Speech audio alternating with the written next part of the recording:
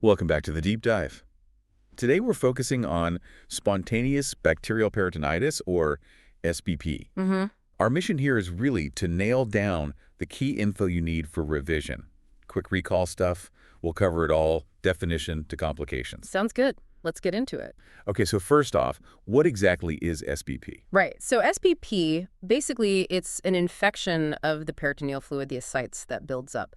But critically, there's no obvious source inside the abdomen, like a burst appendix or anything. Ah, okay. No surgical source. Exactly. And it almost always happens in patients who've got ascites, specifically because of liver cirrhosis. Got it.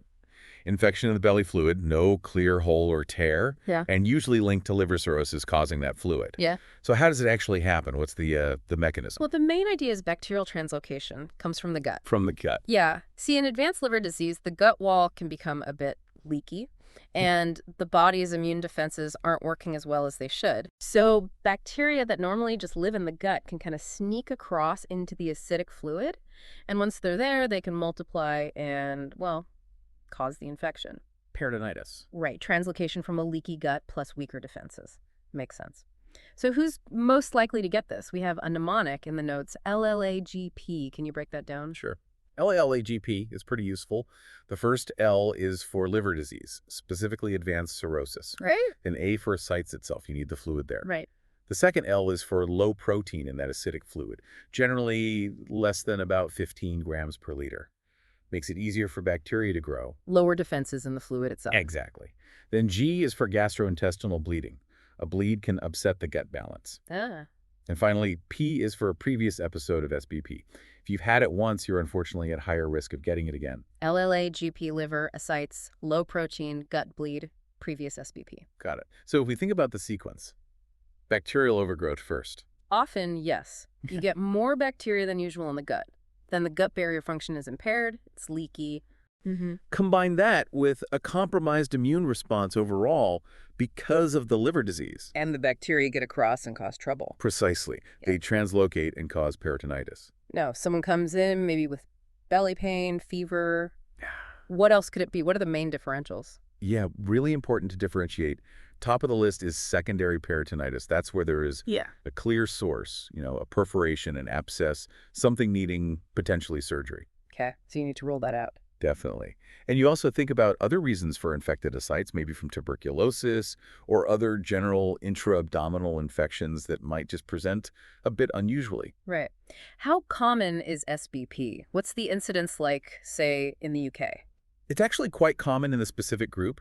Estimates vary, but somewhere in the range of 10 to 30% of patients who have both cirrhosis and ascites will develop SBP at some point. Wow, up to nearly a third.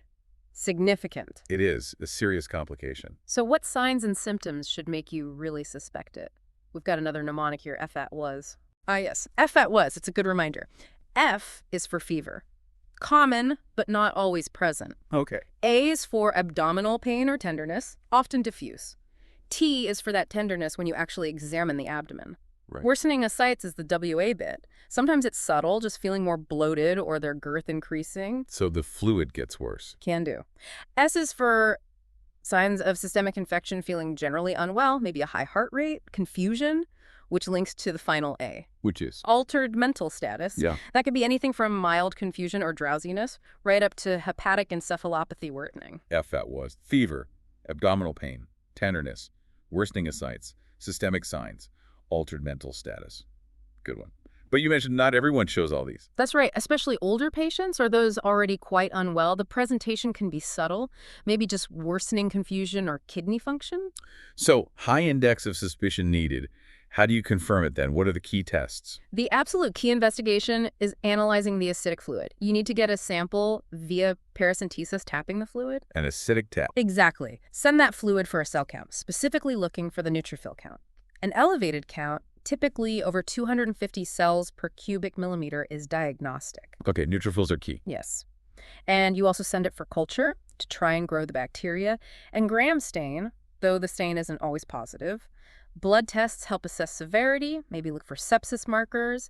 Imaging, like an ultrasound or CT, might be done mainly to rule out secondary causes. Right, rule out the surgical stuff.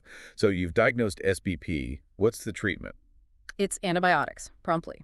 You need to target the likely bacteria, which are often gut organisms like E. coli or Klebsiella. And what antibiotics typically? Local guidelines vary, of course, but a broad-spectrum intravenous antibiotic like cefotaxime, a third-generation cephalosporin, is a very common and usually effective first choice while waiting for culture results. Intravenous cefotaxime. Okay, what about stopping it happening again, or in high-risk people?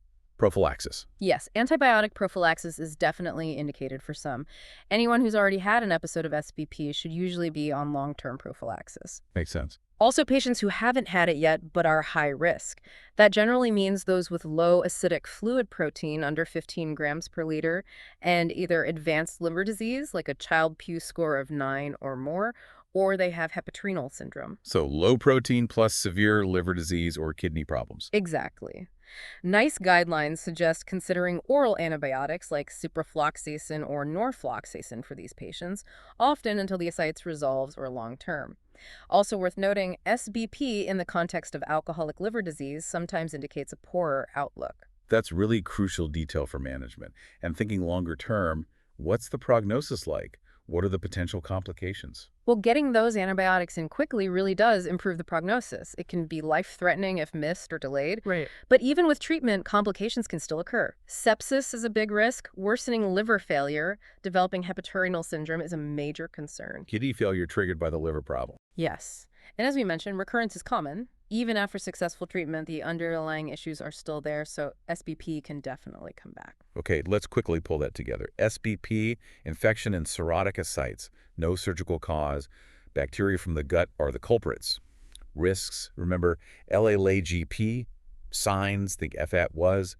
Diagnosis, acidic fluid analysis looking for neutrophils. Treatment, prompt IV antibiotics like cefotaxime. And prophylaxis for high-risk groups. That's a great summary. Early recognition and treatment are absolutely vital for these patients. Definitely. It really highlights the importance of acting fast. Okay, that wraps up our deep dive on SBP for revision. Hope that was helpful. Yeah, really useful. And remember, for more practice questions and revision resources, you can check out PassTheMSCA.com and also FreeMSCO.com. Good resources. And just a final thought to leave you with. Given that strong link back to the gut bacteria, how might things like manipulating the gut microbiome become part of preventing or treating SBP in the future? Something to think about. Thanks for joining us.